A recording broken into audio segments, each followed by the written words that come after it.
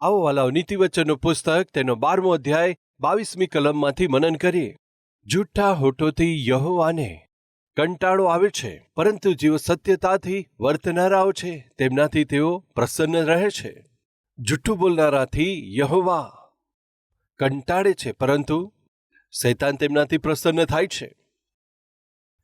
એટલે આપણામાંથી ઘણાથી શૈતાન પ્રસન્ન રહે છે.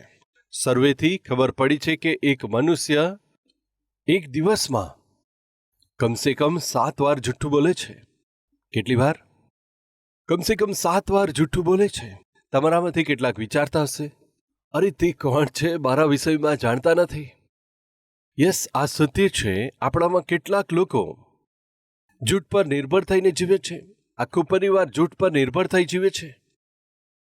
બહારથી કહેતા કંઈક અલગ હોય છે, અંદરથી જીવન અલગ હોય છે. નોકરીમાં જૂઠું બોલે છે, જૂઠું બોલ્યા વગર આગળ વધી શકતા નથી. તેમના વેપારમાં જૂઠાણું, વેપારમાં ઉન્નતિ કરવી હોય તો જૂઠું બોલવું પડે છે. કેટલાક પતિ પત્નીને જે કહે છે તે જૂઠું છે. વળી કેટલીક પત્નીઓ પતિને જે કંઈ કહે છે જૂઠું કહે છે. જૂઠું બોલનાર માતા પિતાને જોઈને તેમના બાળકો પણ જૂઠું બોલતા શીખે છે. જૂઠ ક્યારેય તમારા જીવનમાં સુખ અને શાંતિ નહીં આપે. થોડી વાર માટે તાત્કાલિક રીતે જૂઠું બોલીને તમે બચી શકો છો, પરંતુ તેનાથી ચોક્કસ તમારા જીવનમાં નુકસાન થશે. વલાઓ, આવો જોઈએ પ્રેરિતોના કૃત્યો 5મો અધ્યાય. અહીં આપણે એક પતિ પત્ની જોઈએ છે કે જેઓ જૂઠું બોલે છે. પ્રેરિતોના કૃત્યો 5મો અધ્યાય, તેમના કામ વિશે જોઈએ. 5મો અધ્યાય તેની પહેલી કલમથી વાંચીશું. અનાન્યા નામનો એક માણસ અને તેની પત્ની સફીરાએ કેટલીક જમીન વેચી હતી, અને તેની કિંમતમાંથી કંઈક ભાગ તેમણે પોતાને માટે બચાવ્યો. પત્ની જાણતી હતી અને તેનો એક ભાગ લાવીને પ્રેરિતોના પગ તળે મૂકી દીધો. પિત્તરે કહ્યું, હે અનાન્યા, શૈતાને તારા મનમાં એ વાત કેમ નાખી કે તું પવિત્ર આત્માને જૂઠું બોલે અને ભૂમિની કિંમતમાંથી કંઈક રહેવા દે? જ્યાં સુધી તે તારી પાસે હતી શું તારી જમીન નહોતી? અને જ્યાં સુધી તે રાખી ત્યાં સુધી તારી હતી? પરંતુ તારા મનની અંદર આવી વાત કેમ વિચારી? તે માણસોની આગળ નહીં, પરંતુ પરમેશ્વરની આગળ જૂઠું બોલ્યો છે.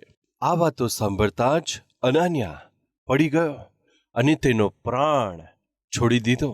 તે સાંભળનારાઓને મોટો ભય તેથી લાગ્યો. 7મી કલમ.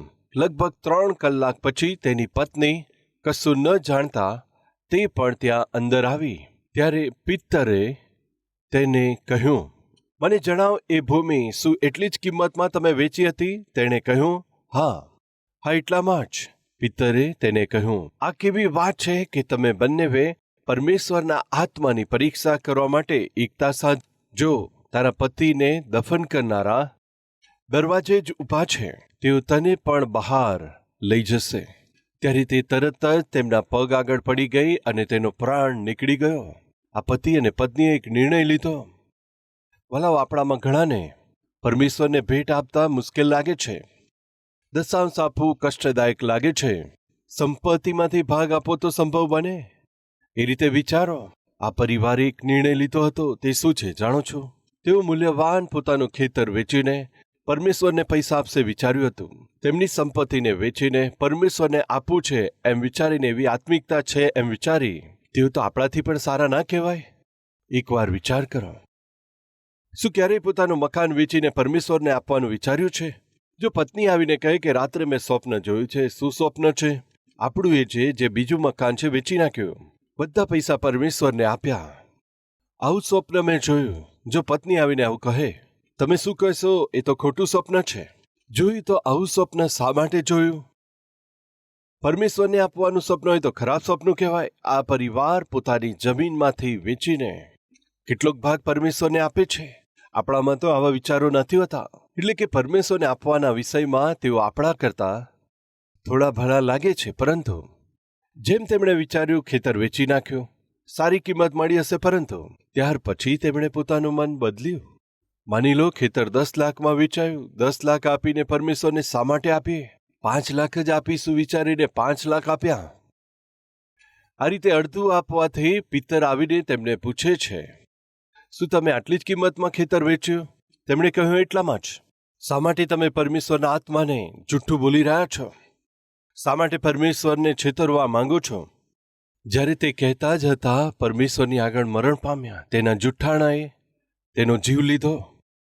ત્યાર પછી તેની પત્નીને પૂછવાથી તે પણ એમ જ જુઠ્ઠું બોલી. તેણે પ્રાણ છોડ્યો. વાલાઓ, પરમેશ્વરે જુઠ્ઠું બોલનાર આ પતિ પત્નીના જીવનની અંદર જે ઘટના બનાવ પામી, આટલું સ્પષ્ટ રીતે આ 11 કલમોમાં શા માટે લખાવ્યું હશે કહીએ તો, પરમેશ્વર જૂઠને ગંભીરતાથી લે છે. જુઠ્ઠું બોલનારા પરમેશ્વરની સમ્મુખ ઘૃણાસ્પદ છે. જુઠ્ઠું બોલનારને પરમેશ્વર ધિક્કારે છે. પણ જે સાચું બોલે છે તેમના પર પરમેશ્વર પ્રસન્ન થાય છે. સાચું બોલનારા પર પરમેશ્વર પ્રેમ રાખે છે. જો એમ હોય તો પાછલા સમયમાં આપણે કેટલું બધું જુઠ્ઠું બોલ્યા છે. આપણે કેટલું જુઠ્ઠું બોલ્યા હશે. આ રીતે જુઠ્ઠું બોલતા દરેક વખતે પરમેશ્વરના હૃદયને આપણે દુઃખ પહોંચાડીએ છીએ. એકવાર વિચાર કરો, ભલાવ 4 મિત્રો સ્કૂલે જતા હતા. એકે કહ્યું, સારું પિક્ચર લાગ્યું છે, મોર્નિંગ શોમાં જઈએ. ઠીક છે કહીને 4 ફિલ્મ જોવા ગયા. ફિલ્મ જોઈને આવ્યા પછી બપોરે ભોજન કર્યા પછી સ્કૂલે ગયા. સ્કૂલમાં ટીચર પૂછે તો શું કહેવાનું છે? અમે જ્યારે આવતા હતા ત્યારે બસમાં ટાયર પંક્ચર થઈ ગયો. એ રીતે એકે સલાહ આપી હતી. અંદર જતા ટીચરે પૂછ્યું કે શા માટે મોડા આવ્યા? ટીચર, અમે જે બસમાં આવતા હતા એનું ટાયર પંક્ચર થઈ ગયું, તેથી અમે મોડા પડ્યા છે ટીચર. માફ કરી દો ટીચર, એમ કહીને ઉદાસ ઊભા હતા તો ટીચરે કહ્યું, ઠીક છે, આવી જાઓ. તેઓ ક્લાસમાં આવ્યા પછી ક્લાસમાં જ્યાં આગળ જગ્યા મળી 4 અલગ અલગ જગ્યાએ બેસી ગયા. તેઓ 4 અંદર આવ્યા પછી ટીચરે તેમને પૂછ્યું, શું બસનું ટાયર પંચર થયું છે? હા ટીચર. 4 સાથે કહ્યું, તો ઠીક છે, કયું ટાયર પંચર થયું હતું લખો. એ રીતે કહ્યું. તો એ 4 કાગળમાં લખ્યું. એકે આગળનું ટાયર લખ્યું, તો એકે પાછળનું ટાયર લખ્યું, એકે આગળનું રાઈટ સાઈડનું ટાયર લખ્યું, એકે પાછળનું રાઈટ સાઈડનું લખ્યું. આ રીતે 4 અલગ લખ્યું. ટીચરે કહ્યું, સાચું બોલો, કયું ટાયર પંચર થયું હતું? ખબર નહીં, ખરેખર ટાયર તો પંચર નહોતું થયું. 4 અલગ અલગ ટાયર લખવાથી તેઓ પકડાઈ ગયા. કૃપા કરી ધ્યાન આપજો, જ્યારે આપણે જૂઠું બોલીએ છીએ દરેક વખતે આપણે બીજાને ના છેતરી શકીએ, ક્યારેક પકડાઈ જઈએ છીએ. તે દિવસે અનાન્યા અને સફીરા પકડાઈ ગયા. પરમેશ્વરને આપણે અડધું આપીશું એમ તેમણે વિચાર્યું હતું. અડધું જ આપ્યું. પરિણામે જૂઠું બોલ્યા હતા, નુકસાન થયું, પ્રાણ ગુમાવ્યા. જૂઠ કેટલું બધું ખતરનાક છે. બાઇબલમાં લખ્યું છે, કૃપા કરી જૂઠું ના બોલશો, પણ સાચું બોલજો. વાલા ભાઈઓ બહેનો, કમસે કમ હવેથી સ્કૂલમાં જવાના વિષયમાં હોય, કોલેજ જવાના વિષયમાં હોય, ટ્યુશનની ફી કે સ્કૂલની ફી જમા કરવાના વિષયમાં, બહાર જવાના વિષયમાં હોય, અથવા તમે જ્યાં કંઈ હોય, પેરેન્ટ્સની આગળ જૂઠું ના બોલશો. એકવાર તમે જૂઠું બોલવાનું શીખી ગયા તો તમારા પર ભરોસો મૂકવો અઘરો થશે. જૂઠું બોલનારા પર બિલકુલ ભરોસો ના કરી શકાય. જૂઠું બોલનારા ક્યારેય સત્ય ના ઠરે, ભરોસામંદ ના બની શકે. એટલા માટે જૂઠું બોલનાર પત્ની ઉપર પતિ શક કરે છે. જૂઠું બોલનાર પતિ ઉપર પત્ની શંકા કરે છે. જૂઠું બોલનાર બાળકો ઉપર પેરેન્ટ શંકા કરે છે. જૂઠું બોલનાર માતા પિતા ઉપર બાળકોને શંકા જાય છે. આજે જૂઠને લીધે પરિવાર નાશમાં જઈ રહ્યા છે, તૂટી જાય છે. આપણે તેને રોકીએ. જૂઠું બોલવાનું આપણે છોડી દઈએ. આજે તમે એક નિર્ણય લો, હું મારા મુખમાંથી જૂઠને નહીં બોલવા દઉં. ત્યાર પછી રોકાયા વગર પરમેશ્વરની ઉપસ્થિતિમાં આવશો. આજે આપણે શું એવો નિર્ણય લઈશું? રોકાયા વગર પરમેશ્વરની ઉપસ્થિતિમાં આવી શકશો? હિબ્રુઓને પત્ર 10મો અધ્યાય અને 25મી કલમ વાંચું છું. અને એકબીજા સાથે એકઠા મળવાનું છોડશો નહીં, જે પ્રમાણે ઘણા કરે છે તેમ, પરંતુ એકબીજાને સમજાવતા રહો, અને જેમ જેમ તે ઘડીને પાસે આવતા જુઓ તેમ તેમ એકઠા મળવાનું તમે મૂકશો નહીં. વધારે આપણે સંગત કરીએ, આપણામાં કેટલાક લોકો ભેગા થતા નથી, એવું ના કરશો. આજે આપણા જીવનમાં એક નિર્ણય લઈએ, પરમેશ્વરની ઉપસ્થિતિમાં એકઠા ના મળવાનું વલણ છોડી દઈએ. જો તમે નિયમિત રીતે ચર્ચમાં જશો તો પરમેશ્વર એક દિવસે તમારા પતિને પણ ચર્ચમાં લાવી દેશે. રોકાયા વગર જો તમે ચર્ચમાં જશો તો તમારી પત્ની અને તમારા બાળકોને પણ પરમેશ્વર એક દિવસે ચર્ચમાં લાવશે. વલાઓ, એક પત્ની નિયમિત રીતે ચર્ચમાં જતા હતા. પતિને કહેતી હતી આવો, પણ તે પતિ આવતા નહોતા. અચાનક તે પત્ની એક દિવસે મરણ પામી. વલાવ, તે પત્નીની પાસે એક કૂતરું હતું.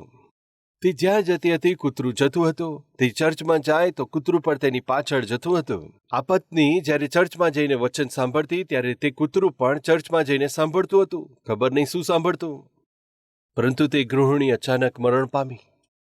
શું થયું છે ખબર ના પડતા તે કૂતરું ઘરની અંદર આખું અઠવાડિયું બસ શોધતું જ રહ્યું. એક દિવસે ખબર નહીં શું થયું, તે કૂતરું અચાનક ઘરની બહાર નાસવા લાગ્યું. ઘરમાં રહીને શોધનાર એવું કૂતરું અચાનક આ ઘરની બહાર ગયું.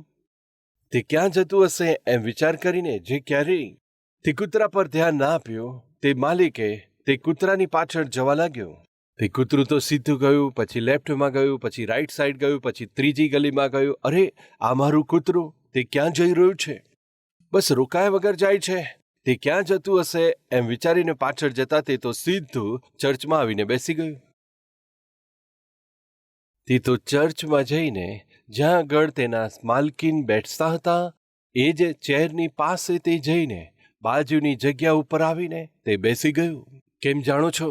કેમ કે દર રવિવારે પોતાના માલકીનની સાથે પ્રત્યેક રવિવારે ચર્ચમાં જવાની તેને આદત પડી હતી. હવે તે કૂતરાની પાછળ જતા હતા. તે પત્ની જ્યાં આગળ બેસતા હતા એ ચેર પર જઈને બેસી ગયા. તે દિવસે સાંભળેલા વચન દ્વારા એ પતિનું હૃદય પણ બદલાઈ ગયું. તે પત્નીએ જે આશા રાખી હતી જીવતા જીવ ના જોઈ શકી, પરંતુ નિયમિત રીતે ચર્ચમાં જનારા કૂતરું પોતાના માલિકના હૃદયમાં પરિવર્તન લાવી શક્યું. જો નિયમિત રીતે ચર્ચમાં જનાર આ કૂતરું માલિકના હૃદયમાં પરિવર્તન લાવી શક્યું, તો તમે તો નિયમિત રીતે ચર્ચમાં જાઓ છો, અથવા તમે બાળકો છો, નિયમિત રીતે ચર્ચમાં જાઓ છો. ચોક્કસ તમારી એ ભૂખ તરસને લીધે, તમારા જીવનને લીધે તમારા ઘરના લોકોનો ઉદ્ધાર કરી શકશો. આજે એક નિર્ણય લેજો, નિયમિત રીતે હું પ્રભુની ઉપસ્થિતિમાં જઈશ. ચાહે દુનિયા ઉથલ પાથલ થઈ જાય, મારા નિર્ણયમાં હું ચોક્કસ રહીશ એમ કહેનારા હાથ બતાવશો. યસ, થોભ્યા વગર એકઠા મળવાનું પડતું ના મૂકશો, બાઇબલ જણાવે છે. જો વચનનું પાલન કરશો તો પરમેશ્વર પ્રસન્ન થશે. ત્યાર પછી પૂરા હૃદયથી ક્ષમા આપો. માથીની સુવાર્તા 6 અધ્યાય 14મી કલમ. એટલા માટે જો તમે મનુષ્યનો અપરાધ ક્ષમા કરશો તો તમારા સ્વર્ગીય પિતા પણ તમને શું લખ્યું છે? ક્ષમા પ્રદાન કરશે.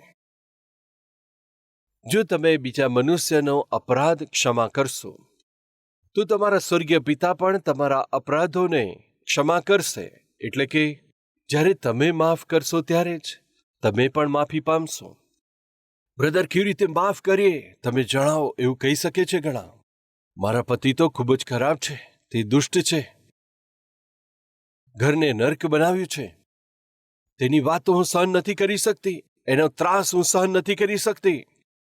જ્યારથી લગ્ન થયું ત્યારથી હું જોઉં છું કે બદલાણ આવશે, પરંતુ કોઈ બદલાણ આવતું જ નથી. એવા પતિને કેવી રીતે માફ કરો? મારી પત્ની ખૂબ જ ઝઘડાખોર છે, તેને કેવી રીતે માફ કરું? જ્યારે હું ઘરે આવું કોઈના કોઈ બહાને ઝઘડે છે, બસ લડાઈ ઝઘડા કર્યા કરે છે, મનને વ્યાકુળ બનાવી દે છે. જ્યારથી લગ્ન થયું બસ એમ જ ચાલે છે. કેવી રીતે ક્ષમા કરું?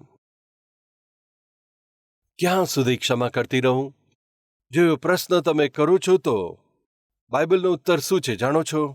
તમારા છેલ્લા શ્વાસ સુધી ક્ષમા કરો. બ્રધર, એ કેવી રીતે સંભવ બને? મને એક પ્રશ્ન કરવા દો, શું પરમેશ્વરે તમને ક્ષમા આપી છે? મને માફી આપી છે કહેનારા હાથ બતાવશો? હા, મને માફી આપી છે એમ કહેનારા હાથ બતાવશો? યસ. પરમેશ્વરે શું તમને 2019 સુધી ક્ષમા આપી છે? 2020 સુધી ક્ષમા આપી છે? અથવા 2021 સુધી ક્ષમા આપી છે? અથવા પરમેશ્વરે તમને 2022 સુધી ક્ષમા આપી છે? અથવા 2023 સુધી ક્ષમા આપી છે?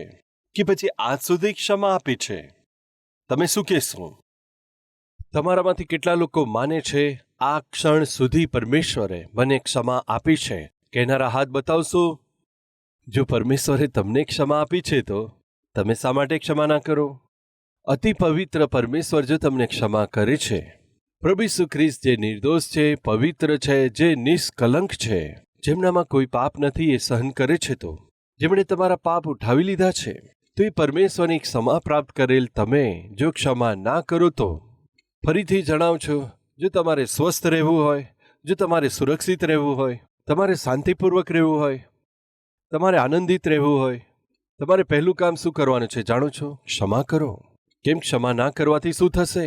તમારામાં ગુસ્સો વધી જશે. કેમ ક્ષમા ના કરવાથી શું થશે? તમારામાં ક્રોધ વધી જશે. ક્ષમા નહીં કરવાથી શું થશે? તમારામાં વેર વધી જશે. ક્ષમા નહીં કરવાથી શું થશે? તમારામાં ઈર્ષા વધી જશે. ક્ષમા ના કરવાથી તમારામાં આવેશ વધી જશે. શું જાણો છો? જેનામાં ક્ષમા કરવાનો ગુણ નથી હોતો તેઓ શીઘ્ર ક્રોધિત થઈ જાય છે. જેમને ક્ષમા કરતા આવડતું નથી તેઓ જલ્દીથી ગુસ્સે થાય છે, જલ્દીથી આવેશમાં આવે છે, જલ્દીથી ક્રોધિત થાય છે, જલ્દીથી દોષ મૂકવા લાગે છે, જલ્દીથી આવેશ પ્રગટ કરવા લાગે છે. પણ જેમને ક્ષમા કરતા આવડે છે તેઓ સહે છે, સહનશીલતા જોવા મળે છે, તેઓ સંયમી છે. એ સંયમ શાંતિ આપે છે, નમ્રતાથી જીવન જીવતા શીખવાડે છે.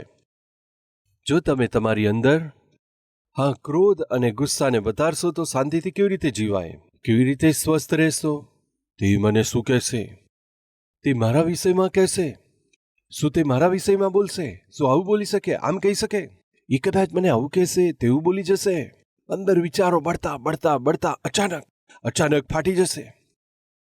ભલા સાંભળો, જ્યારે તમે ક્ષમા કરશો ત્યારે તમે ક્ષમા પામશો. ક્ષમા ન કરવાથી ક્ષમા નહીં પામો. આ સત્ય છે. તો આજે તમે એક નિર્ણય લો કે પ્રભુ,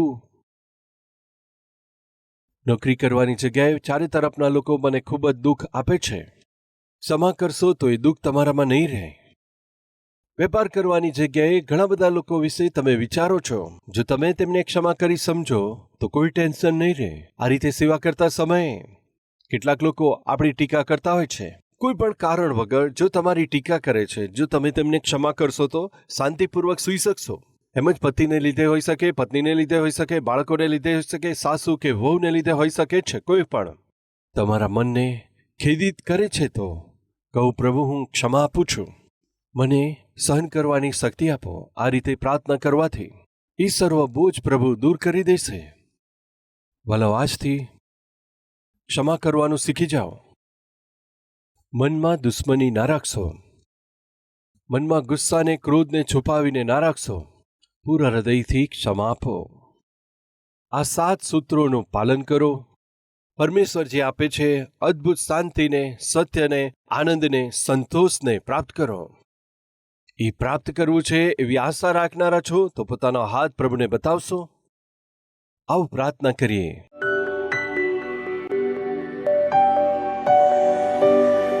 મહાન પવિત્ર પ્રેમી પરમેશ્વર પિતા, અમારી સાથે સીધું ને સ્પષ્ટ વાત કરી માટે આભાર. વવાયેલા વચન દ્વારા ફરીથી અમારા હૃદયની તમે તપાસ કરી છે. પિતા, તમારો આભાર. આ સમય દરેક વ્યક્તિને તમારા હાથમાં સોંપે છે. જેવું તમે ચાહો છો એવું જીવી શકે, વચન અનુસાર જીવી શકે. અમારી સહાયતા કરજો. અમારા જીવનમાં તમારી દૃષ્ટિમાં જે કમી દેખાય છે, જે પાપ દેખાય છે, તેવા દરેક વિષયની અંદર ક્ષમા કરજો. તમને ગ્રહણ યોગ્ય જીવન જીવી શકે સહાયતા કરજો. પ્રભુ ઈસુના નામમાં માંગીએ છીએ પિતા. આમેન.